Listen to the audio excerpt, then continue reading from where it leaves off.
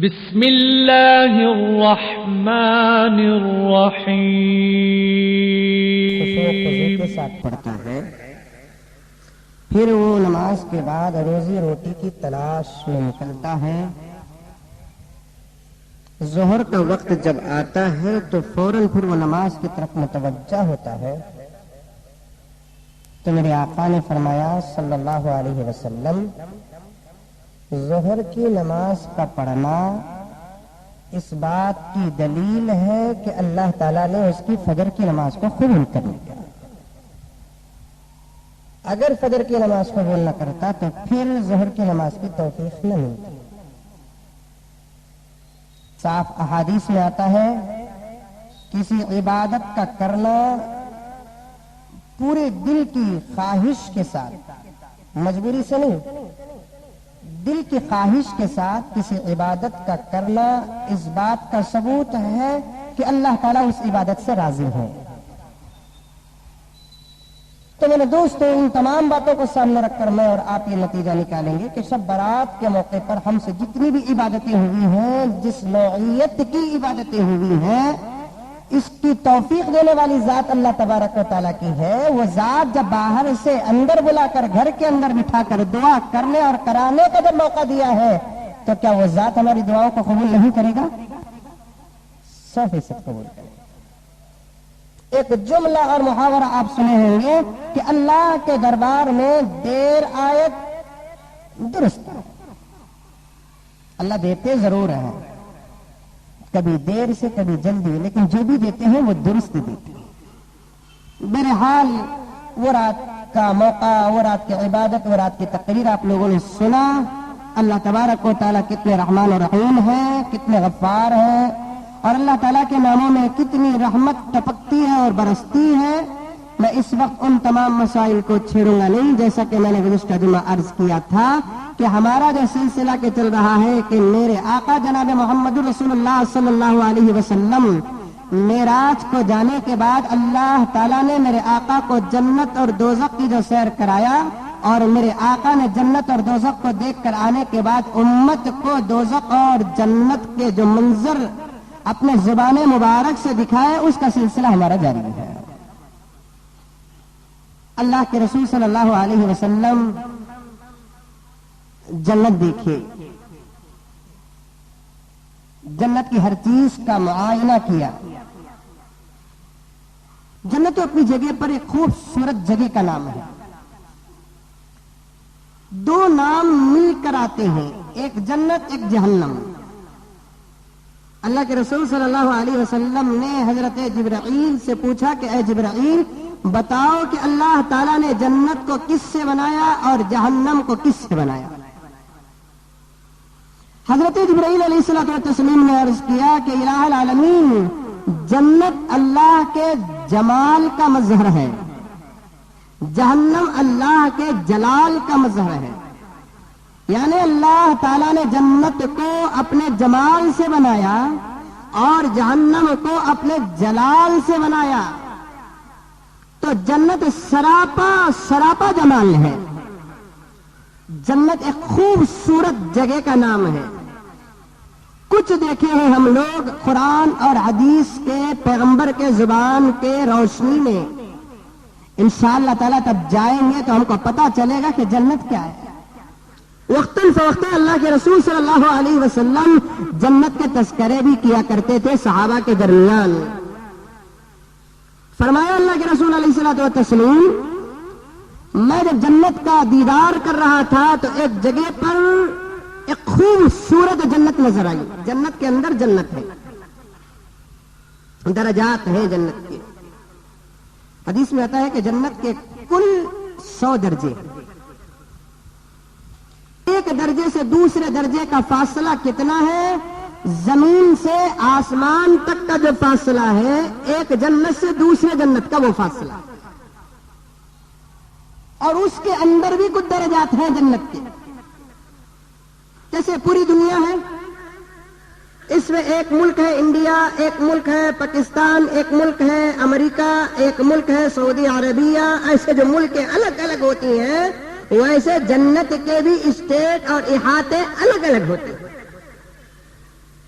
اور میرے آقا نے پوری جنت کو دیکھا. ایک جگہ پر اللہ کے رسول صلی اللہ علیہ وسلم گئے جنت کے اندر, اور ایک جنت کا جب معائنہ کیا, منظر دیکھا تو اتنی خوبصورت نظر آئی. حضرت جبرائیل کو اللہ کے رسول نے پوچھا کہ اے جبرائیل یہ کیا ہے جو دوسری جنتوں کے مقابلے میں بہت خوبصورت ہے؟ تو اللہ کے اس فرشتے نے جواباً عرض کیا کہ یا رسول اللہ اس جنت کا نام ہے جنت عدن. کیا نام ہے؟ یاد رکھو جنت کے نام ابھی انشاءاللہ ہمیں گئے تو وہاں کر پھرنا. بولا انشاءاللہ. اس جنت کا نام کیا ہے؟ جنت عدن. میرے آقا نے پوچھا کہ اے جبرائیل یہ کتنی بڑی ہے اور اسے اللہ نے کب پیدا کیا اور کیسے پیدا کیا؟ 3 سوال. کیسے پیدا کیا, کب پیدا کیا اور کتنی بڑی ہے؟ تو حضرت جبرائیل علیہ الصلوۃ والتسلیم نے عرض کیا کہ یا رسول اللہ, اللہ نے اس جنت کو خاص اپنے ہاتھ سے بنایا. اللہ تعالیٰ فرشتوں کو حکم دے کر کہتے ہیں کہ یہ بناؤ, یہ بناؤ, یہ بناؤ, لیکن پوری قدرت اللہ تبارک و تعالیٰ کی ہوتی ہے. لیکن کچھ خاص چیزیں ہیں جسے اللہ تعالیٰ نے بنفس نفیس اپنے ہاتھوں سے بنائے ہیں, اور اللہ کے ہاتھ کیسے ہیں اللہ تعالیٰ بہتر جانتے ہیں. اللہ تعالیٰ نے جنت عدن کو اپنے ہاتھوں سے بنایا. ایک سوال کا جواب ہو گیا.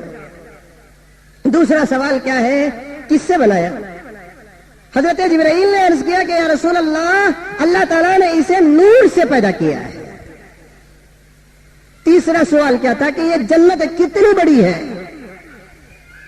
حضرت جبرائیل علیہ الصلوۃ والتسلیم نے عرض کیا کہ یا رسول اللہ یہ اتنی بڑی ہے کہ اس کا پہلا دروازہ تو مجھے معلوم ہے, لیکن اس کا آخر کا دروازہ اب تک مجھے بھی معلوم نہیں. انٹرس ڈور معلوم ہے اس کا, پہلا باب انٹرس ڈور بولتے نہیں, وہ ڈور معلوم ہے, لیکن اس کا آخر کا اب تک میں نے دیکھا نہیں. جب کبھی مجھے جانے کا موقع ملتا ہے میں چلتا رہتا ہوں, یہ جنت جاتی رہتی ہے. میں نے اللہ تعالیٰ سے پوچھا, حضرت جبرائیل عرض کرتے ہیں کہ اے العالمین, اے رسول اللہ, میں خود اللہ تعالیٰ سے پوچھا کہ اے الہ العالمین یہ آخر یہ جنت کتنی بڑی ہے؟ تو اللہ تعالیٰ نے کہا کہ اے جبرائیل سے بنانے کے بعد میں نے کہا کہ جنت تو بڑھتی جا, آج تک وہ بڑھ رہی ہے اور قیامت تک بڑھتی رہے گی. آج تک وہ بڑھتی ہے, قیامت تک بڑھتی جائے گی. جگہ کہاں ہے؟ اللہ کے قدرت میں. کچھ باتیں ایسی ہوتی ہیں جو یہاں سمجھ میں نہیں آتی, وہاں جانے کے بعد سمجھ میں آ جائیں گی. پوری ہر بات اپنے عقل سے سمجھنے کی کوشش اگر کریں گے نہیں. انسان کے سمجھ کی اینڈنگ جو ہے وہ عقل ہے. عقل سے بھی اوپر اگر کوئی چیز ہے تو اللہ تعالیٰ کی قدرت ہے, اسے سمجھ نہیں سکتے. اسی لیے کسی شاعر نے کہا جیسی کرنی ویسی بھرنی, نہ مانے تو کر کے دیکھ, جنت بھی ہے دوزخ بھی ہے, کہاں ہے تجھے سمجھا نہیں سکتے. جنت بھی ہے دوزخ بھی ہے, نہ مانے تو مر کے دیکھ. جنت بھی ہے دوزخ بھی ہے, دکھاؤ. پورے مشرق سے لے کر مغرب تک, شمال سے لے کر جنوب تک کوئی بتا نہیں سکتا. اب اسے دیکھنے کے لیے کیا کرنا پڑے گا؟ یا تو خدا کے ولی بن جاؤ, اللہ تعالیٰ ولیوں کو جنت دنیا ہی میں دکھا دیتے ہیں. ولی بنو, اللہ تعالیٰ دکھا دیں گے. حضرت بایزید بستامی رحمۃ اللہ علیہ فرماتے ہیں کہ 30 سال تک میں نے ایسی نماز پڑھی کہ جب بھی میں رکعت باندھتا ہوں تو جنت میرے سامنے آ جاتی ہے. کتنے سال؟ ہماری نماز ایسی ہے کہ ہم جب بھی رکعت باندھتے ہیں تو ہمارا دکان سامنے آ جاتا ہے. اسی لیے وہ نمازی ولی نہ بن سکا, وہ نمازیں ہم کو ولایت تک پہنچا نہ سکی. ابھی کتنے سال سے دیکھ رہے ہیں؟ 30 سال سے. جب بھی میں رکعت باندھتا ہوں, حضرت بایزید بستامی رحمۃ اللہ علیہ فرماتے ہیں کہ جنت میرے سامنے آتی ہے, لیکن میری نماز کا خشوع اتنا مضبوط تھا کہ قسم اللہ کی 30 سال میں نماز میں خدا کا دیدار کیا, لیکن جنت کی طرف نظر تک نہیں کیا. ایک مرتبہ نماز کی حالت میں جب جنت میرے نگاہوں کے سامنے آئی, نگاہوں کے سامنے جب جنت میرے نگاہوں کے سامنے آئی تو میں ذرا دیکھ لیا جنت کو. بندہ بشر ہے حضرت، اولیاء بھی انسانی ہوتے ہیں، انبیاء بھی انسان ہوتے ہیں. میں نے دیکھ لیا تو میری نماز ہی کی حالت میں اللہ تبارک و تعالیٰ مجھ سے کہنے لگا کہ بایزید تو کیسا میرا دوست ہے کہ مجھے چھوڑ کر نماز میں جنت کو دیکھ رہا ہے. تو کیسا میرا ولی ہے کہ نماز میں مجھے دیکھ کر تو جنت کو دیکھ رہا ہے. نماز کا مقصد ہی کیا کہ خدا کا دیدار ہو. نماز کا مقصد کیا ہے؟ خدا کا دیدار ہو. صاحب صوفیہ فرماتے ہیں کہ جب میرے آقا معراج کو گئے، اللہ کا دیدار کیا، اللہ کے تبارک و تعالیٰ کے دربار میں عرض کرنے لگے کہ یا الہ العالمین، میں تو تیرا جلوہ دیکھ لیا، میری امت کا کیا ہوگا؟ اللہ نے کہا کہ پیغمبر ہم تمہاری امت کو بھی معلوم نہیں کریں گے. جاؤ جا کر تمہاری امت کو کہو کہ زمین کے اندر میری نماز پڑھا کرے. آج تم کو میرے دیدار میں جو مزہ آتا ہے، تمہاری امت جب نماز پڑھے گی تو تمہاری امت کو بھی میرے دیدار کا مزہ نماز میں آئے گا. لیکن پڑھنا نہ ویسے. نماز دراصل اللہ کا دیدار. اسی لیے نماز پڑھنے کا قانون کیا ہے؟ اللہ اکبر. نگاہ کا رہے، نیچی رہے. نماز کی حالت میں آنکھ بند کرنا نہیں ہے، آنکھ کھلی رکھنا ہے، کھلی رکھنا ہے. فقہا فرماتے ہیں کہ جان بوجھ کر نماز پڑھنے کی حالت میں آنکھ بند کرتے ہیں تو اس کی نماز مکروہ ہو جاتی ہے. آنکھ کھولنا. کیوں آنکھ کھول کر پڑھنے کا حکم ہے؟ اس لیے کہ کوئی کسی کو دیکھتا ہے تو آنکھ بند کر کے نہیں دیکھتا، آنکھ کھول کر دیکھتا ہے. اللہ تبارک و تعالیٰ نے فرمایا کہ تیری نماز دراصل میرا دیدار ہے. تو کیسا بندہ ہے کہ نماز میں آنکھ بند کرتا ہے؟ ایک بزرگ بہت بڑے اللہ والے گزرے ہیں، لیکن ایک دن فجر کی نماز میں وہ اپنی نماز میں آنکھ بند کر دیے. ہاں خیالات زیادہ آ رہی، اس کے واسطے آنکھ بند کر کو خیال کو جمانے کی کوشش کر رہے ہیں تو اس میں کوئی حرج نہیں ہے. جب آپ کے خیالات پر آپ کا اختیار چل رہا ہے تو اس صورت میں آپ کو نماز کی حالت میں آنکھ کھلی رکھنا پڑے گا، آنکھ بند کرنا آپ کے لیے جائز نہیں. ایک بزرگ فجر کی نماز میں یا تہجد کی نماز میں آنکھ بند کر لیے، دوسرے دن خواب دیکھ رہے ہیں کہ کیا جنت ہے، جنت میں خوبصورت حوران ہے. ان کی جو خاص پرسنل جو حور تھی وہ اندھی تھی. وہ بزرگ کو بڑا تعجب ہوا. جنت میں تو کسی کو کوئی عیب نہیں ہوتا، جنت میں کسی کو کوئی عیب نہیں ہوگا. یہاں لنگڑے تھے، جنت میں کیا رہیں گے؟ لنگڑے رہیں گے. یہاں کالے، جنت میں کالے رہیں گے؟ نہیں، کوئی عیب نہیں رہے گا. سب حضرت یوسف کے حسن کے ساتھ آراستہ ہوں گے، خوبصورت رہیں گے. 33 سال کے بہترین نوجوان رہیں گے، کوئی عیب نہیں رہے گا. الا یہ کہ اگر آدمی اپنے ہاتھوں سے اپنے جسم کے اندر عیب لگا لیا تو اللہ فرماتے ہیں کہ تیرے ہاتھوں سے لگائے ہوئے عیب کا میں ذمہ دار نہیں ہوں. کوئی عیب نہیں. جب انسانوں کے اندر عیب نہیں ہے تو خوبصورتی کے نام پر پیدا کی ہوئی مخلوق حور کے اندر کیسے عیب آ سکتا ہے؟ وہ حور آنکھوں سے اندھی تھی. وہ بزرگ پوچھنے لگے کہ یہ کس کی حور ہے؟ کہا گیا تمہاری حور ہے. یہ کیوں اندھی ہے؟ تو وہ حور کہنے لگی کہ حضرت آج رات تم اپنے نماز میں آنکھ جو بند کر دیے جس کی وجہ سے میرے آنکھوں کی روشنی چلی گئی. آنکھ کھلی رکھنا، بند نہیں کرنا. اللہ کا دیدار ہے، اللہ کا دیدار. اللہ تبارک و تعالی اپنا دیدار کراتے ہیں، دیکھا ہے. تو میرے حال عرض کرنا ہے مجھے آپ کے سامنے کہ جنت ہے، دوزخ ہے، اسے عقل سے سمجھنے کی کوشش نہ کرو. کیوں کہ بعض ایسے اللہ والے ہیں جن کو دنیا ہی کے اندر جنت دکھا دی جاتی ہے، لیکن سب انسان اس بات پر تو شریک ہیں کہ مرنے کے بعد تو ان کو پکا یقین ہو ہی جائے گا کہ جنت بھی ہے، دوزخ. اور جنت کے بارے میں آیا ہے کہ جنت وہ جگہ ہے جس کی تعریف کوئی سنا نہیں ہوگا. میں جو تعریف کر رہا ہوں اور آپ لوگ خوش ہو رہے ہیں، زبانوں سے حسرت کی آواز جو نکل رہی ہے، واہ واہ کیسی جنت ہے. مزمل صاحب بول رہی ہیں 125 کی نہیں، یکشٹا پنا کی. ہمیں کچھ بھی نہیں ہے میرے دوستو. سمندر میں انگلی ڈبا کے نکال رہے ہیں، پانی جتنا نکلا اتنا پیش کر رہے ہیں. جنت تو اس سے کئی درجے زیادہ حقیقت سے آراستہ ہے. حضرت جبرائیل کہنے لگے یہ جنت عدن ایسی جگہ ہے یا رسول اللہ کہ اس کا انٹرس اول دروازہ تو مجھے معلوم ہے، لیکن اس کے آخر تک میں پہنچا ہی نہیں ہوں۔ اللہ تعالیٰ نے اپنے ہاتھ سے بنایا ہے اسے اور فرمایا جنت تو بڑھتی جا، وہ بڑھتی جا رہی ہے۔ اللہ کے رسول صلی اللہ علیہ وسلم نے حضرت جبرائیل سے فرمایا کہ جبرائیل کیا میں اندر جا سکتا ہوں؟ ہاں کیوں نہیں جا سکتے، چلیے اندر۔ جنت بے حد حساب محلات ہیں، حوران ہیں، ایسی خوبصورت آواز والی حوریں تھی جن کا گانا سن کر اللہ کے رسول صلی اللہ علیہ وسلم کو خود مزہ آ رہا ہے۔ وہاں کے گانے کو یہاں کے گانے کو فرق ہے۔ ہاں حضرت جنت میں گانا ہے کہ حضرت میرے آٹو میں بھی رہن دو، حضرت میرے گھر میں بھی رہن دو، حضرت میرے موبائل میں بھی رہن دو، حضرت۔ وہ گانا الگ، یہ گانا الگ۔ یہاں کا گانا سنو گے کانوں میں شیش پگھلا کر ڈالا جائے گا،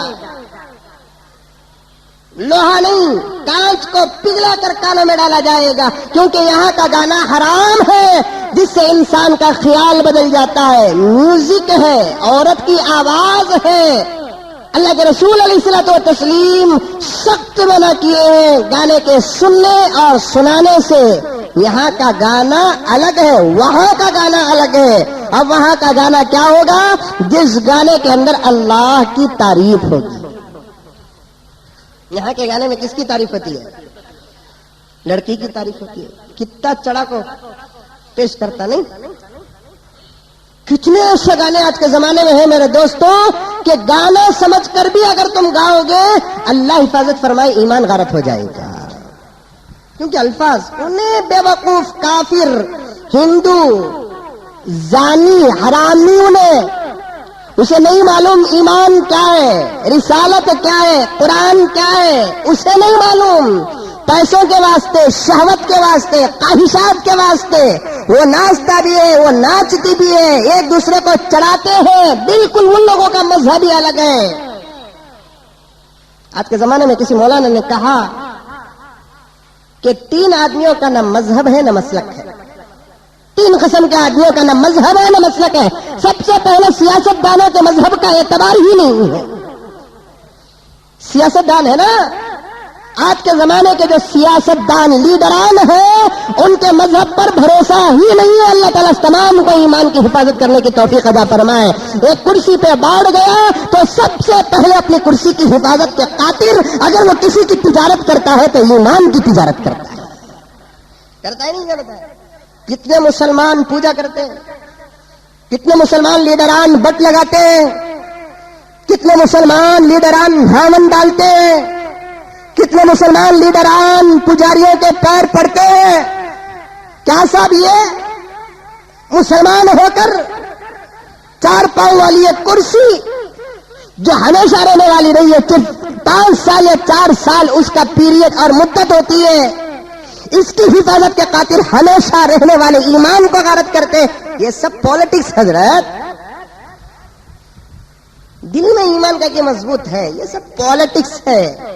اسی لیے علماء نے فرمایا آج کے زمانے کے سیاست دانوں کے ایمان کا کوئی اعتبار نہیں، چاہے وہ سیاست دان ایک معمولی گلی کا بڑا ہو یا پورے ملک کا بڑا ہو۔ کہتے نہیں پرتیبھا پاٹل صدر ہند سے پہلے جو ہندوستان کے صدر تھے APJ عبد الکلام صاحب، جب وہ کرسی کے اندر بیٹھے تو میڈیا نے سوال کیا آپ کیا ہے؟ تو انہوں نے کیا کہا؟ پہلے میں ہندوستانی ہوں، بعد میں مسلمان ہوں۔ چھپی ہوئی بات نہیں ہے، سب جانتے ہیں۔ کیا کہا؟ پہلے میں ہندوستانی ہوں، بعد میں اسلام کو بعد میں رکھا۔ اسلام کا ہونا شرافت ہے یا ہندوستانی ہونا شرافت ہے؟ مسلمان ہونا شرافت ہے، عزت اس میں۔ میں کیا ہوں؟ گردن کٹ جائے، خون نکل جائے، پھانسی اور سولی پہ چڑھ جائے، یہ پکا مسلمان کیا کہے گا کہ میں؟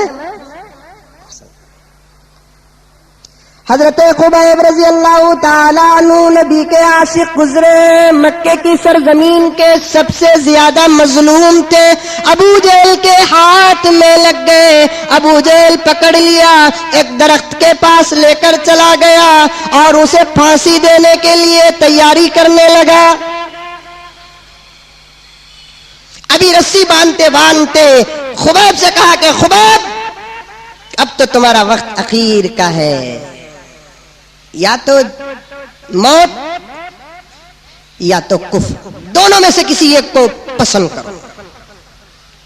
خبیب نے کہا کہ افسوس اس بات پر مجھے ہو رہا ہے کہ اللہ نے دنیا میں ایک زندگی دی ہے، اگر 100 زندگی دیتی تو 100 بھی قربان کرتا، لیکن ایمان کی حفاظت کرتا۔ آیا کوئی خواہش آخری؟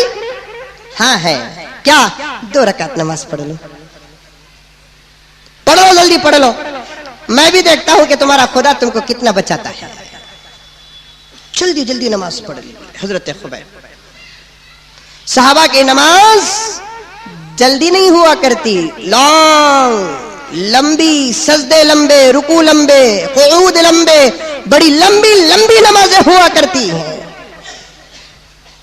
اچھا، لیکن حضرت خبیب جلدی نماز پڑھ کر ابو جہل کو کہنے لگے، دل تو چاہتا تھا کہ آج سارا دن ایک سجدے میں خدا کے قربان کر دوں، اگر نماز میں لمبی کرتا تو کم بخت کہتا کہ خبیب موت کے ڈر سے اپنی نماز کو لمبی کر لیا، موت کے ڈر سے نماز کو لمبی کر لیا، جلدی۔ اچھا، نماز ہوگی، چلو چڑھے سلی پر، اور ایک خواہش ہے ابو جہل، پوری کرے گا؟ کیا خواہش ہے؟ ایک کام کر کے مجھے اس طرف سے تیر مار جس طرف سے قبلہ ہو، تاکہ میں مرتے وقت بھی میرا چہرہ کعبے کی طرف رہے۔ ابو جہل کہنے لگا کہ خبیب اب بھی موقع ہے، ایک مرتبہ کہہ دو کہ محمد کے خدا کو نہیں مانتا، محمد کو نہیں مانتا، میں تم کو زندگی دے دوں گا۔ خبیب کہنے لگے کہ مار، تجھ سے جو ہو سکتا ہے مار، تیرے سے جو ہوتا ہے تو کر، میرے سے جو ہوتا ہے وہ میں کر سکتا ہوں، تو مار سکتا ہے میں مر سکتا ہوں، کیونکہ تو سمجھتا ہے کہ دنیا ہی اصل ہے، ہم سمجھتے ہیں کہ دنیا اصل نہیں، ایک اسٹیشن ہے، آخرت اصل ہے۔ مرد عورتوں نے بھی اپنے ایمان کی حفاظت کے خاطر جان کو قربان کر دیا۔ آج بھی میرے دوستوں مکے کے اندر وہ جگہ موجود ہے جسے مجھے بار بار دیکھنے کا موقع ملا۔ حضرات حجاج کرام دیکھے ہوں گے کہ مکے کے کعبۃ اللہ کے 500 فٹ دور پر ایک چھوٹا سا میدان نظر آتا ہے جہاں کبوتریں اڑ اڑ کر بیٹھتی ہیں۔ مکے کی زمین کو توڑ کر چیر کر بڑی بڑی عمارتیں بنا دی گئی ہیں، لیکن وہ چھوٹے سے میدان میں نہ کوئی پل بیٹھتا ہے نہ کوئی عمارت ٹھہرتی ہے۔ میں جب پہلی مرتبہ گیا حرمین کو، میں نے میرے دوست سے پوچھا یہ کون سا میدان ہے؟ انہوں نے کہا کہ حضرت یہ وہ میدان ہے جہاں اس زمانے میں چھوٹے چھوٹے بچیوں کو دفن کیا جاتا تھا، اور ایک چھوٹی سی دیوار ہے۔ میں نے پوچھا کہ یہ دیوار کیا ہے تو بتایا گیا کہ یہ وہی دیوار ہے جو اسلام کے نام پر سب سے پہلے شہید ہونے والی حضرت سمیہ کی شہادت کی جگہ ہے۔ سمیہ مکے کی بوڑھی عورت اسلام قبول کر لی، ابو جہل کے ہاتھ لگ گئی۔ ابو جہل کہنے لگا کہ بڑھیا ایمان چھوڑ دے، تیرے بڑھاپے میں مجھے ترس آ رہا ہے، نہیں چھوڑوں، تجھے سزا بھگتنا پڑا۔ بھگتوں گی، کیسی سزا؟ لے کر گیا اس جگہ پر جا کر کھڑا کر دیا اور اپنے تندرست 2 اونٹوں کو بلایا، ایک اونٹ کو ادھر کھڑایا، ایک اونٹ کو ادھر کھڑایا، دونوں اونٹوں کے پیروں کو باندھ کر حضرت سمیہ کے ایک پیر کو اس اونٹ کے پیر پر باندھ دیا اور ایک اونٹ کو اس طرف والے بائیں وہ پیر کی طرف رہنے والے اونٹ کے ساتھ باندھ دیا۔ اب بھی کہہ رہا ہے کہ سمیہ تیرا بڑھاپا ہے، ترس آ رہا ہے، ایک مرتبہ کہہ دے کہ اللہ کو اور محمد کو نہیں مانتی۔ سمیہ کہنے لگی ہو نہیں سکتا، تو اپنے اونٹوں کو ہکاتا ہے، بھگاتا ہے، ایک اونٹ ادھر بھاگ رہا ہے، ایک اونٹ ادھر بھاگ رہا ہے۔ ذرا سوچ کر دیکھو کہ بی بی سمیہ اسلام کے نام پر سب سے پہلے شہید ہونے والی وہ خاتون کے جسم کا کیا حال ہوا ہوگا، وہ بھی عورت ہے، موت کو تو گلے سے لگا لیا لیکن اپنے ایمان کو قربان نہیں کیا۔ آج ہے کوئی ایسی قربانی دینے والا؟ ہے کوئی ایسی قربانی دینے والا آج؟ نہیں۔ آج سکوں پہ ایمان بیچنے والے 1000 ملیں گے، آپ ٹکوں پہ ایمان کی تجارت کرنے والے ملیں گے۔ اسی لیے میرے دوستوں یہ پہلا نمبر آتا ہے ان لوگوں کا جو سیاست کے دائرے میں قدم رکھ کر اپنی کرسیوں کی حفاظت کرتے ہیں. ان لوگوں کا حال کیا ہے؟ اپنے ایمان کی قدر نہیں کرتے. ان میں سے پہلا نمبر آتا ہے سیاسی لوگوں کا. لگا لیتے نہیں بٹو؟ ہاں بٹ لگا لیتے ہیں. کیا صاحب حضرت دل پاک رہنا سو حضرت، یہاں وہاں لگانے سے کیا بھی نہیں. اچھا دل تو پاک ہے نا، ذرا پیشانی میں اٹھا کو پاخانہ بھی لگا لیا. پاخانے کی گندگی کا احساس ہو، بٹو کی نحوس اور لعنت کا احساس نہ ہو. مقام کلمہ ہے یہ، مقام کلمہ.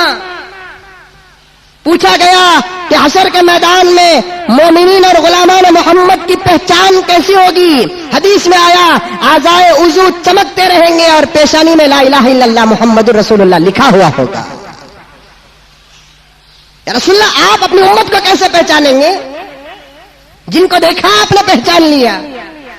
آپ کے وصال اور انتقال اور دنیا سے پردہ فرمانے کے بعد آپ کا کلمہ پڑھنے والوں کو آپ کیسے پہچانیں گے؟ میرے آقا نے فرمایا کہ اعضائے وضو ان کے چمکتے ہوں گے. جن جن حصوں پر وضو کا پانی چاہتا ہے وہ حصے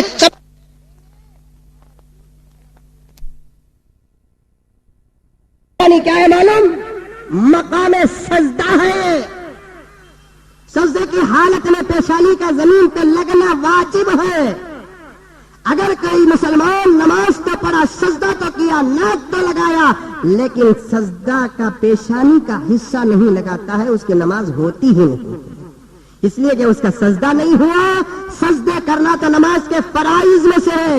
قیام فرض، رکوع فرض، سجدہ فرض، قاعدہ اولا فرض ہے. فرائض میں سے ہے نماز کے کہ سجدہ زمین پہ لگے، پیشانی پر لگے. اگر کوئی آدمی اپنی ٹوپی کو ایسے کر لیا اور اپنی ٹوپی پہ سجدہ کرتا ہے تو تب بھی اس کی نماز نہیں ہوتی. زمین میں جس جگہ پر اس کے ہاتھ پڑتے ہیں، جس جگہ پر اس کی ناک لگتی ہے، اس جگہ پر اس کی سر کی پیشانی بھی لگنا چاہیے. مقام سجدہ ہے میرے دوستو. یہ کیا ہے؟ مقام سجدہ ہے. اتنا متبرک مقام ہے میرے دوستو کہ سجدے کو جاتے ہوئے اگر یہاں مٹی لگ گئی، لگ جاتی کہ نہیں لگتی؟ کہاں لگتی؟ ہمارے حسیرہ میں، ہمارے مسجداں فرشوں کے، قالین کے، اے سیوں کے، فیانوں کے، صحابہ کے زمانے کے مسجد ایسی کچی تھی کہ سجدہ کرتے تو اتنی زیادہ مٹی لگ جاتی. ہمیں سجدہ کرے تو نیند آ جاتی نہیں. ہمیں جس جگہ پر سجدہ کرتے ہیں اس جگہ پر کیا آ جاتی؟ نیند آ جاتی ہے. صحابہ کو چپتے تھے کنکر، چپتے تھے. حدیث میں آتا ہے کہ یہ مٹی خبر میں اس نمازی کے ساتھ چلے جائے گی. اللہ پہنچانے والے ہیں. خبر میں جب اٹھیں گے نمازی اپنے پورے جسم سے مٹی کو صاف کریں گے. اللہ والوں کے جسموں کو صاف کرنے کے لیے اللہ تبارک و تعالی فرشتوں کو کہیں گے کہ جاؤ جا کر میرے بندوں کے جسم سے مٹی کو صاف کرو. جیسے کوئی بچہ گر کے آتا ہے تو ماں اس کے جسم سے مٹی کو صاف کرتی ہے، ایسے جب کوئی اللہ کا نیک بندہ قبر سے اٹھتا ہے تو فرشتے اس کے جسم سے مٹی کو صاف کرتے ہیں. صاف کرتے کرتے پیشانی کو بھی صاف کرتے ہیں. ہر جگہ کی مٹی فرشتوں کے ذریعے سے صاف تو ہو جائے گی لیکن پیشانی کی مٹی صاف نہیں ہوگی. فرشتے کہیں گے کہ اللہ پورا جسم تو صاف ہو گیا ہے لیکن یہ پیشانی میں لگی ہوئی مٹی ہلتی ہی نہیں، ہٹتی ہی نہیں، نکلتی ہی نہیں. اللہ تعالیٰ کہیں گے اس مٹی کو صاف کرنے کی کوشش نہ کرنا، اس لیے کہ مٹی نہیں بلکہ ان کے سجدوں کا نشان نہیں. مقام کلمہ، مقام سجدہ، یہاں اگر بٹو لگائے مسلمان کیسے مسلمان رہے گا؟ کفر کا فتویٰ ہے ایسے مسلمانوں کے لیے. ایمان کو بھی دہرانا پڑے گا، نکاح کو بھی دہرانا پڑے گا. دو رائے نہیں اس میں، کسی مولوی کا کوئی اختلاف نہیں ہے اس میں. اگر کوئی آدمی بٹو لگا لیا، پوجا کر لیا، آج تو ہوتا ہے ایسا حال. تو پہلا آدمی وہ ہے جو سیاسی آدمی، جو اپنے ایمان کی حفاظت نہیں کرتا. دوسرا آدمی کون ہے کہ اسپورٹس والا. اسپورٹس چاہے وہ کرکٹر ہو، فٹ بالر ہو، کیا کہتے ہیں ٹینس والا ہو، جو بھی ہو، ان کا بھی مذہب کا کوئی اعتبار نہیں ہے الا یہ کہ بچ جائے تو بچ جائے. وہ بھی کیا کرتے ہیں؟ اپنے عہدے کو برقرار رکھنے کے لیے وہی کہتے ہیں جب ہندوستان کا ایک کھلاڑی پاکستان کو گیا، وہابی میڈیا پوچھی آپ کیا ہیں؟ آپ مسلمان ہیں، مسلمانوں کے ملک میں آئے ہیں، آپ کیا جلد آؤٹ ہو جائیں گے، پاکستان کو جتا دیں گے؟ انہوں نے کہا کہ نہیں، میں ہندوستانی ہوں، اسپورٹ کھیل الگ چیز ہے میرے دوستو، مذہب الگ چیز۔ انہوں نے کیا کہا کہ نہیں، میں پہلے ہندوستانی ہوں اور بعد میں مسلمان، اسلام کو اٹھا کے باہر۔ حال دیکھیے کیسے مسلمان۔ اسی طریقے سے ایک فلمی اداکار، اس سے بھی پوچھا گیا کہ کیا ہے تم مسلمان؟ نہیں، میں پہلے ہندوستانی۔ اپنی ایمان کی حفاظت کرو۔ میں یہ باتیں اس لیے عرض کر رہا ہوں کہ اگر کوئی فلمی اداکار اپنے زبان سے کوئی گانے کا جملہ نکالتا ہے جس کے اندر سراپا کفر کا جملہ ہے، وہ نکالتا ہے تو اس کے ایمان کا اعتبار نہیں۔ ہم تو پکے مسلمان ہیں نا، بولو الحمدللہ۔ ہم اپنے ایمان پر مضبوط ہیں نا، ہم اپنے زبان سے کوئی ایسا جملہ نہیں نکالیں گے کہ ہم یہ سمجھتے رہے کہ ہم مسلمان ہیں لیکن ہمارا ایمان کبھی کا غلط ہو چکا ہے، ایسا کوئی جملہ نہیں نکالیں گے۔ کتنے گانے ایسے آ گئے، میں تو اسی وقت فتویٰ دیا تھا آج سے کئی سال پہلے۔ ایک گانے کا جملہ، کیا حضرت جمعے میں گانے گاتے نہ کو بول کر بولو نہ کو، ہاں یہ تو مولوی صاحب کی ٹانگ کب پکڑ کو کب کھینچنا قوم اچھا جانتی ہے۔ گانا گا رہا ہوں مگر نہیں ہے، بتا رہا ہوں کہ میرا نوجوان بھائی اب محبت کے آغوش میں آ کر کیسے کیسے جملے اپنے زبان سے نکال دیتا ہے جس کی وجہ سے نہ اسے لڑکی ملتی ہے نہ ایمان بچتا ہے۔ کئی سال پہلے میں نے فتویٰ دے دیا تھا جس میں مسلمان خود کہتے تھے، ایک ہیروئن کو دیکھ کر بولتا، قدرت نے بنایا ہوگا فرصت سے تجھے میرے یار۔ یہ پٹی کو بنانے کے واسطے اللہ کو فرصت ہونا کی، یہ بے حیا کو بنانے کے واسطے اللہ کو فرصت ہونا، یہ لچی لفنگی حرامی زانیوں کو بنانے کے لیے اللہ کو فرصت کی ضرورت ہے۔ اللہ تعالیٰ مشغولیت اور فرصت سے بالکل پاک ہے۔ اللہ تعالیٰ پوری کائنات کو چٹکی میں بنا دیے ہیں۔ جب بھی کسی چیز کو بنانے کا ارادہ اللہ تعالیٰ کو ہوتا ہے، اللہ کیا کہتے ہیں؟ کن فیکون۔ محدثی مفسرین کرام نے فرمایا کن، کاف نون پیش کن، ایک جملہ، فیکون، فا زبر فا، یا زبر یا، فیا کاف واو پیش کو، فیکون نون پیش نو، فیکون، یہ الگ جملہ۔ کن کا نون کی آواز ختم نہیں ہوتی، فا کے آواز کے شروع ہونے سے پہلے اللہ تعالیٰ کائنات کو بنا دیے۔ کتنا فاسٹ ہے اللہ تعالیٰ۔ ارے اسپیڈ کو بنانے والے بھی اللہ تعالیٰ ہے نا، تو اللہ تعالیٰ اسپیڈ کے کیسے محتاج ہوں گے؟ فرصت کو بنانے والے اللہ تبارک و تعالیٰ ہے نا، اللہ تعالیٰ فرصت کے کیسے محتاج ہوں گے؟ کوئی مشکل نہیں اللہ تبارک و تعالیٰ کو بنانے کے لیے۔ وقت خلقتک من قبل ولم تک شیئا، جب ہم نے تم کو پیدا کیا تو تم پہلے کچھ بھی نہیں تھے، تم کو کیسے پیدا کر دیا؟ بغیر ماڈل کو سامنے رکھ کر بنانے والی ذات اللہ تبارک و تعالیٰ کی ہے۔ ایک چیز کو بنانے کے لیے کچھ نہ کچھ اس کے سامنے ذہن میں پلان ہونا نہیں، لیکن اللہ کسی پلان کے محتاج نہیں ہے، ایسے ہی بنا دیتے ہیں اللہ تعالیٰ۔ دیکھو کتنے لوگ بیٹھے ہوئے ہیں، دو چھنکیاں، دو کانا، دو ناک کے دو سوراخ، وہ چمو، ایک کا سورا ایک کی صورت ایک کی صورت سے مل رہے ہیں۔ تم نہ تین ہنکیاں مجھے دو ہنکیاں، کیا فرق معلوم کرنے کے واسطے؟ تم نے بھی دو منجے بھی دو، کان وہی ساتھ، ناک وہی ساتھ، گلا وہی ساتھ، ہونٹ وہی ساتھ، دانتا وہی ساتھ، سب برابر ہی لیکن صورتیں الگ الگ ہے۔ اتنے ماڈل اللہ تعالیٰ کے پاس کہاں سے آئے؟ اس لیے کہ ماڈل خود خدا کے محتاج ہے، بنانے والی ذات وہ ہے، وہ سب کو بنا رہی ہے، سب کو بنا رہی ہے۔ بڑے بڑے آسمانوں کو بنا دیے، فرصت کی ضرورت نہیں، زمینوں کو بنا دیے، فرصت کی ضرورت نہیں، سورج کو بنائے، فرصت کی ضرورت نہیں، چاند کو بنائے، فرصت کی ضرورت نہیں، تو پھر میرے دوستو ایک ہیروئن کو بنانے کے لیے فرصت کی کیسے ضرورت پڑ جائے گی؟ میرے حال ایسا کوئی جملہ نہ کہو۔ کتنے گانے ایسے آتے ہیں، سننا بھی کفر ہے، کہنا بھی کفر ہے۔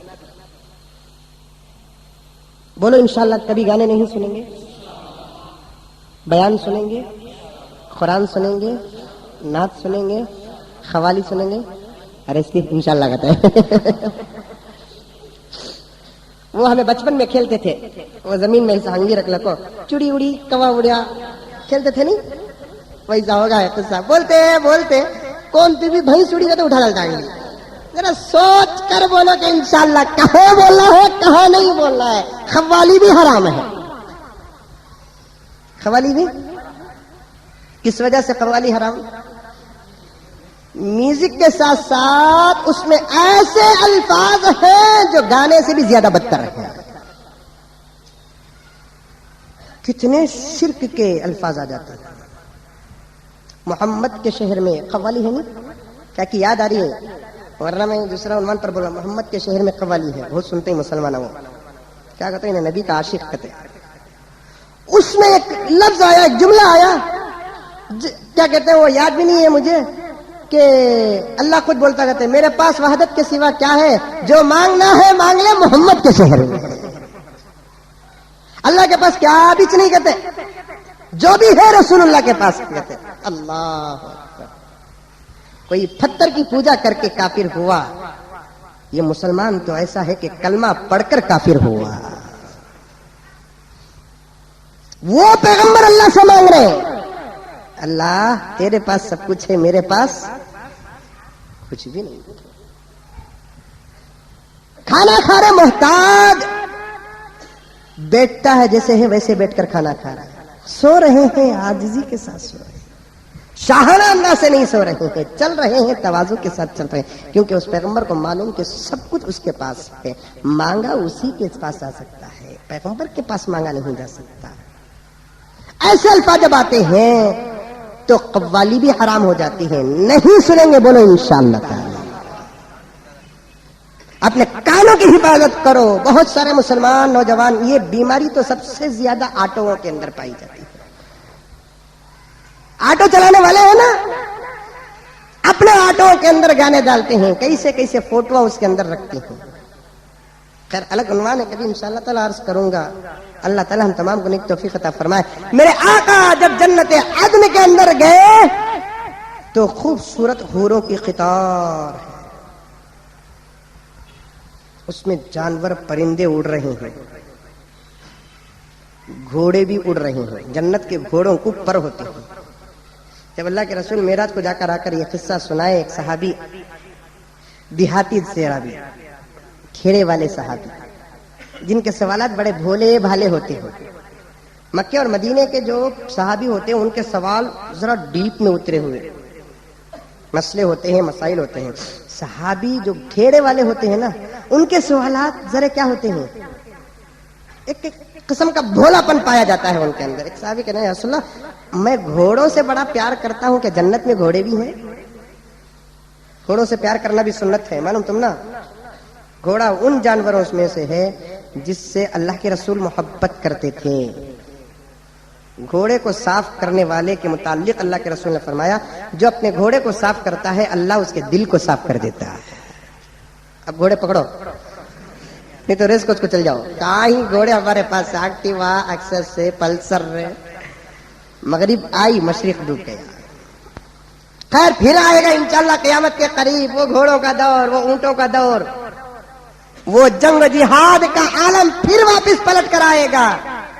हर आदमी के पास घोड़ा रहेगा। मेरे आका ने फरमाया कि घोड़ा पाला करो, क्योंकि घोड़ा पालना वखार में दाखिल है। घोड़ा पाला करो, घोड़ा पालना वखार में दाखिल है। अभी मैं हयात अल हयवान में देख रहा था कि जिस घर के अंदर घोड़ा होता है उस घर के अंदर शैतान दाखिल नहीं होता। ऐसे छोटी छोटी फजीलतें हैं, इनकार भी नहीं कर सकते। समझ में आई बात। अब हमारे घर में हमें पलना मुश्किल है। मुजम्मिल साहब बोले बा घोड़ा पाले तो शैतान आता नहीं, बोलकर पकड़ लगा को घोड़ा बंधन ले जाते हैं। हमारे घर के ओनर तो अलग, अल्लाह हिफाजत फरमाए, घोड़ा पालने की कहाँ इजाजत देंगे। घर देने से पहले पूछते हैं बच्चे कितना तुमने कबूल करो, पूछते नहीं पूछते। इसका घर मैसूर रोड का कब्रिस्तान में इतना बड़ा बनाया है, किराए को बनकर जो घर दिया, इतने डब्बे, छोटे छोटे डब्बे, 4 घरों को 1 बाथरूम। इसका घर का बाथरूम कैसा को बोलकर बोले तो किचन में भी रहेगा 1 बाथरूम, बेडरूम में तो दूर की बात, किचन में भी बाथरूम रहेगा। या 4 घरों को 1 बाथरूम, सब हमने घर होना। अच्छा कितने बच्चे तुम ना कि बचत बच्चे बनकर पे करके देता क्या ही नहीं। हमारे बच्चे पालने वाला, अगर 10 बच्चे का तो अच्छा तुम्हें किराया दो ना, को 5 बच्चों का खर्चा मैं देता हूं बोलकर कौन सा तुम्हें ओनर बोलता क्या? پھر بچے کہیں کو پوچھتے ہیں. غلط بول رہا ہوں کیا؟ آج کل چل رہا ہے کہ نہیں چل رہا ہے؟ فیملی کو دیکھ کر گھر دیتے ہیں. تو پھر یہ تو اللہ کے دشمن ہے اونر. انہوں بولنا بچے زیادہ رہے تو گھر دے تجھے بول کو، کم سے کم وہ بہانے میں تو 4 بچے پیدا کرتا ہوں نہیں. فیملی کتنی ہے دیکھ کر بچے دیتے ہیں. نہیں میرے دوستو، ایسا نہیں کرنا چاہیے. بہرحال گھوڑا، ایک صحابی کو گھوڑے سے بڑا پیار تھا. پوچھنے لگے یا رسول اللہ مجھے گھوڑے سے بڑا پیار ہے، جنت میں گھوڑا ملے گا؟ اللہ کے رسول نے اس دیہاتی کے بھولے بھالے سوال کو سن کر اسے بشارت دیتے ہیں کہ میرے بھائی جنت میں گھوڑا بھی رہے گا. اس وقت میں اپنے آنکھوں سے تیرے گھوڑے کو جنت میں دیکھ رہا ہوں. جو چاہو گے وہ ملے گا انشاءاللہ جنت میں. جو چاہو گے وہ ملے گا، گھوڑے، اونٹاں، جیسا ہے ویسا آپ کے چاہت کے. وَلَكُمْ فِيهَا مَا تَشْتَهِي أَنفُسُكُمْ وَلَكُمْ فِيهَا مَا تَدَّعُونَ. تم جو چاہو گے وہ ملے گا، اللہ تم سے جو وعدہ کیا ہے وہ بھی ملے گا.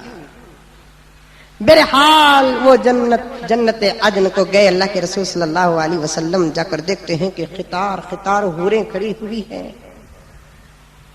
انہی حوروں کے بارے میں آیا ہے کہ یہ ایسی حوریں رہیں گی لم یطمثہن انس قبلہم ولا جان.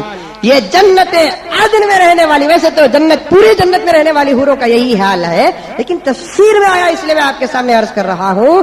ایسی حوریں ہوں گی لم یطمثہن انس قبلہم ولا جان، کہ یہ ایسی پاک حوریں ہوں گی کہ ان کے جسم پر نہ کسی انسان کا ہاتھ لگا ہوا ہوگا نہ کسی جن کا ہاتھ لگا ہوا ہوگا، بلکہ لم یطمثہن کی تفسیر میں علماء نے فرمایا کوئی آدمی دیکھا تک نہیں رہے گا. ہمیں جائیں گے، ہمارے سے نکاح ہوگا، ہمیں فرسٹ ان کو دیکھیں گے تو انشاءاللہ ہمارے سے پہلے کوئی ان کو. یہ بھروسے کی عورت شاید ہمارے بنگلور کے اندر کہیں نہیں ملے گی. الزام نہیں میرے دوست، یہ گارنٹی کی شاید کوئی عورت آدمی کے اندر نہیں ملے گی کہ جس پر کسی کی نگاہ تک نہ پڑی ہے.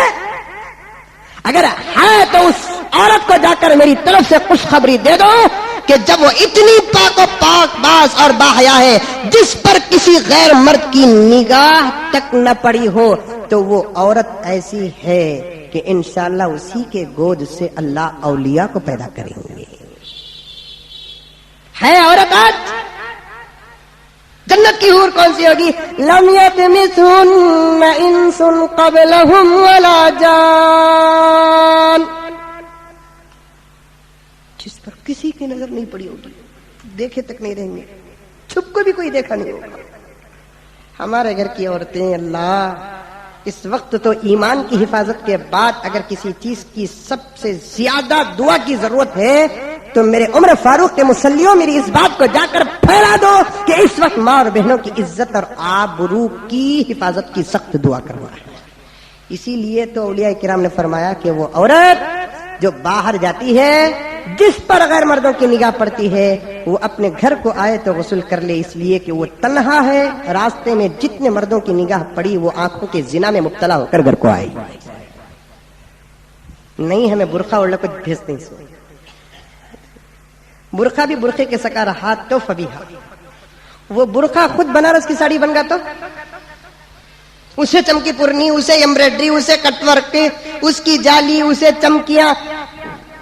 انہیں برقعے کے اندر رہنے والی بیکوں کو چھوڑا کو برقع دیکھ کو کھڑ جاتا کتنا اچھا ہے نا برقع. یہ اللہ حفاظت کرنا.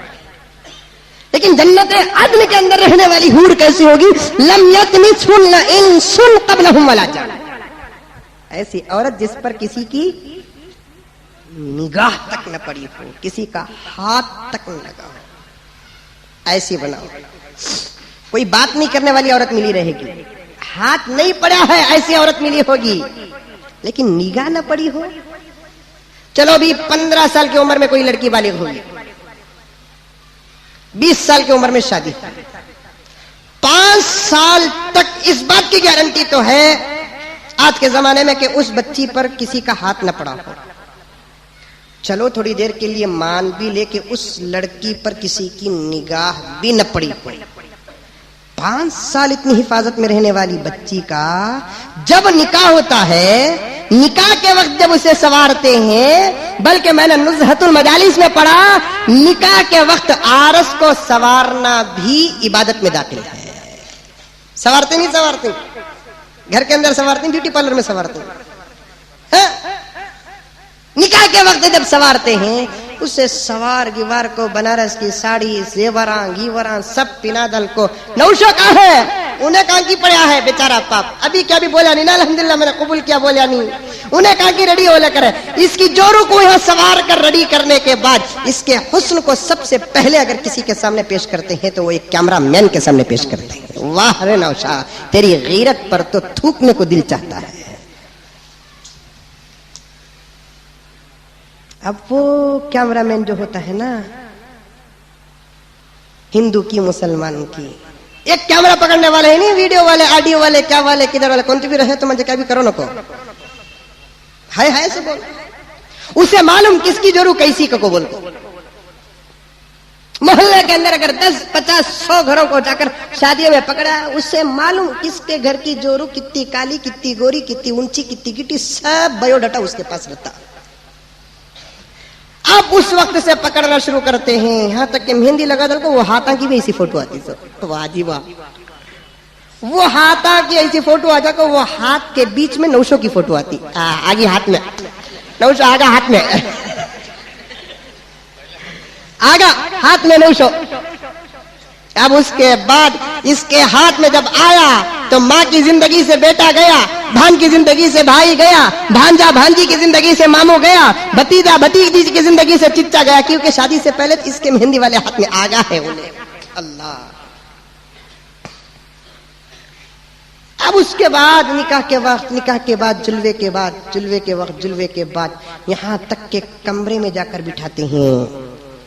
الزام نہیں میرے دوستوں، میرے کچھ دوست احباب ایسے ہیں، اللہ تعالیٰ ان کو جزائے خیر عطا فرمائے، وہ حالات کی لمحے لمحے کی خبر دیتے ہیں کہ حضرت ایسا ہوتا ہے، ایسا ہوتا ہے، اور باقاعدہ مجھے ثبوت بھی پیش کرتے ہیں. یہی اسی محلے کے کچھ نوجوان، الحمدللہ میں نام لینا جائز ہوتا تو پیش کر دیتا. یہاں تک کہ دلہن جب اپنے دلہا کے گھر کو جا کر پلنگ میں بیٹھتی ہے تو اس وقت بھی کیمرہ مین اس کے ساتھ ہوتا ہے. سہاگ رات کے پہلے پلنگ پر نوشوں کو وہاں چھیڑ لے کر بیٹھے رہتے ہیں، لڑکی کے پاس باقاعدہ اللہ پر کہتے ہوئے تو شرم آتی ہے، اللہ مجھے معاف فرمائے، لیکن امت کے غیرت کو لانا چاہتا ہوں، شرم اور حیا کے اندر پاور پیدا کرنا چاہتا ہوں کہ صورت پکڑ رہا ہے. ایسے پکڑنا نا، ایسے کر کے جاتے جاتے زیور جب پکڑنے کا وقت آتا ہے تو زیور کہاں پڑا ہوا ہوتا ہے؟ ایک دلہن کے سینے پہ پڑا ہوتا ہے. سینہ عورت کا کون سا ہے؟ شرم اور حیا میں داخل ہے. تو کیمرہ مین پکڑتے پکڑتے اپنے کیمرے کو پیش کرتے ہوئے دلہن کے زیور کے پاس جب جاتا ہے، وہ کیمرہ تو زیور کو کیپچر کر رہا ہے، لیکن کیمرہ مین کی نگاہیں دلہن کے سینے پہ پڑ رہی ہے. توبہ کرو میرے دوستو، جن کی شادیاں نہیں ہوئی ہیں وہ اس وقت مسجد عمر فاروق کے اندر قسم کھا کے اٹھ جاؤ کہ میں نکاح کے وقت اللہ کی قسم کیمرہ مین کو میری بیوی کے قریب تک آنے نہیں دوں گا. جن کی شادیوں میں یہ ننگا ناچ ہوا، جن کی شادیوں میں بے حیا رسم و رواج ہوئے ہیں، اب ان کے لیے سوائے توبہ کے اور کوئی چیز نہیں. پہلے توبہ کرو، اس کے بعد جا کر اپنی شادی کی سی ڈی کو توڑ کر ختم کر دو، کیونکہ جب بھی دیکھا جائے گا دیکھنے والوں کی نگاہیں ان نوشاہوں کے بیویوں کے پورے جسم پہ پڑتی رہیں. دنیا کا جو نکاح ہوتا ہے مقدس نکاح ہوتا ہے، جنت کی حور کا نکاح اصل نہیں، دنیا کی عورت کا نکاح اصل ہے. اسی لیے یہاں کی عورت وہاں کی ملکہ ہوتی ہے، یہ نکاح اصل ہے. یہاں کی بیوی اصل ہے، وہاں کی بیوی تو ہماری بیوی کی غلام ہے. حور عین کا تذکرہ کیا تھا نا 2 جمعہ پہلے یا دوسرا جمعہ پہلے، وہ حور عین بھی یہاں دنیا میں رہنے والی ہماری بیوی کی غلام ہے، وہ انہیں اصل نہیں، ہماری بیوی اصل ہے. اور دنیا میں رہنے والی ہماری بیوی اتنی خوبصورت ہوگی. اب بولتے رہیں گے، پہ سوچتے رہیں گے کہ حضرت وہ دنیا کے وہ جنت کی حوریں کتنی خوبصورت ہیں، کتنی خوبصورت ہیں. میرے دوستو، جنت کی حوروں سے زیادہ حقیقت میں دنیا کی ہماری بیوی خوبصورت رہے گی، لیکن شرط یہ ہے وہ عورت جو دنیا کے اندر اپنے چہرے کو غیر مردوں سے چھپاتی ہے، وہ عورت انشاءاللہ تعالی جنت میں حوروں سے بھی زیادہ خوبصورت رہے گی. توڑ دو سیڑھیوں کو. یہ اصل بیوی ہے ہماری. اس کے نکاح پر، یہ ہمارے نکاح میں آنے والی بیوی پر بھی کتنے مردوں کی نگاہ پڑتی ہے. وہ جنت کی حور کیسے؟ جو جنت عدن میں رہنے والی ہے. قرآن کہتا ہے کہ لم یطمثہن انس قبلہم ولا جان، جس پر کسی مرد یا کسی جن مرد کسی کی نگاہ نہیں پڑی ہوئی ہوگی، اسی کو تو خوبصورت کہتے ہیں. حضرت فاطمہ سے پوچھا گیا سب سے بہترین عورت کون ہے؟ حضرت فاطمہ نے جواب دیا لا یرین الرجال ولا یرونہن، وہ عورت سب سے زیادہ خیر والی ہے، خوبصورت ہے، اچھی ہے. عورت کے لیے بہترین تحفہ اس عورت کے لیے ملتا ہے جس عورت پر نہ کسی کی نظر پڑے اور وہ عورت کسی مرد کو نہ دیکھے. اب دیکھیے اللہ کے رسول داخل ہوتے ہیں تو وہ جنت کی عدن کی عورتیں کچھ گنگنانے لگیں، جن کو سن کر اللہ کے رسول کو مزہ آیا. میرے آقا پوچھتے ہیں جبرائیل سے، یا رسول اللہ، اے جبرائیل یہ کیا گنگنا رہی ہیں؟ تو اللہ کے رسول کو حضرت جبرائیل نے عرض کیا کہ یا رسول اللہ، آپ پر جو کلام نازل ہونے والا ہے وہ کلام کی یہ حوریں حافظہ ہیں. پورے حوریں، پورا تذکرہ، پوری تفصیل دیکھ کر جب اللہ کے رسول دنیا میں تشریف لائے تو صحابہ کے درمیان میں پیش کیے. ایک صحابی کہنے لگے خوش ہو کر یا رسول اللہ، اتنے ہزاروں لاکھوں حوروں میں سے ایک سے تو کم میرا نکاح ہوگا. اللہ کے رسول نے فرمایا میرے لاڈلے، دنیا کے کم ترین جنتی کو، گنہگار جنتی کو، جس کو سب سے اخیر میں اللہ تعالیٰ نے جنت میں داخل کیا ہے، ایسے جنتی کو اللہ تعالیٰ کم سے کم 70 پر 2 حوروں سے نکاح کریں گے. کتنے حوروں سے؟ 72. 70 پر 2 حوروں سے نکاح کریں گے. لیکن جنت عدن کی حور کو حاصل کرنے کے لیے دنیا کے اندر میری اتباع کرنا لازم ہے. تو وہ صحابی قسم کھا کر کہتے ہیں یا رسول اللہ، اس کے بعد میں آپ کی کسی سنت کو نہیں چھوڑوں گا، اس لیے کہ مجھے جنت عدن کی حوروں سے نکاح کرنا ہے. بہرحال یہ مختصر سا خاکہ رہا جنت کے حوروں کا اور جنت کے مناظر کا. اور بھی بہت ساری باتیں ہیں، اور بالخصوص جہنم کو اللہ کے رسول صلی اللہ علیہ وسلم نے کیا دیکھا اور کیسے دیکھا، آئندہ جمعہ آپ کے سامنے عرض کروں گا. دعا کیجئے کہ اللہ تبارک و تعالی مجھے اور آپ کو، تمام عالم اسلام کو اس جنت کے حقدار بننے کے لیے دنیا میں عمل کرنے کی توفیق اور سعادت عطا فرمائے. آخر میں حسب معمول میرے دوستو، درمیان میں شب برات بھی گیا. الحمدللہ تقریباً 75,000 روپے آپ لوگوں نے ہماری مسجد کی توسیع اور تعمیر کے لیے چندہ عنایت فرمایا، جبکہ گزشتہ جمعہ بھی تقریباً 15,000 روپے تک تقریباً چندہ ہوا. اللہ تعالیٰ آپ کو توفیق دے رہے ہیں. یقیناً ہماری اس مسجد کے مصلی حضرات قابل فخر ہیں کہ وہ بہت دیتے ہیں. میں خود آپ کا شکریہ ادا کرتا ہوں اور آپ کے لیے دعا کرتا ہوں کہ اللہ ان کو اور بھی دے، اور بھی دے، اور بھی دے، اتنا دے کہ ان کے پاس رکھنے کی جگہ نہ ہو. ارے بولو بھی آمین زور سے. کتنی اچھی دعا دیا.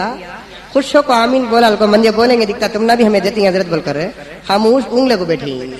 اللہ اتنا دے کہ ان کو رکھنے کی جگہ نہ ہو. کیونکہ آپ کوئی معمولی کام نہیں کر رہے ہیں کہ ہر جمعہ 15-20 ہزار روپے، شب برات اور تاخراتوں میں 70-80 ہزار روپے یقیناً دیتے ہیں. شب برات کو دیے بول کر یہ جمعہ دینا نہیں سر کو، وہ شب برات کا چندہ رہا، یہ جمعے کا چندہ ہے. انشاءاللہ اللہ تعالیٰ آپ کے دینے اور دلانے کو قبول فرمائے گا. میری دعا ہے آمین ثم آمین. وآخر دعوانا الحمدللہ رب العالمین.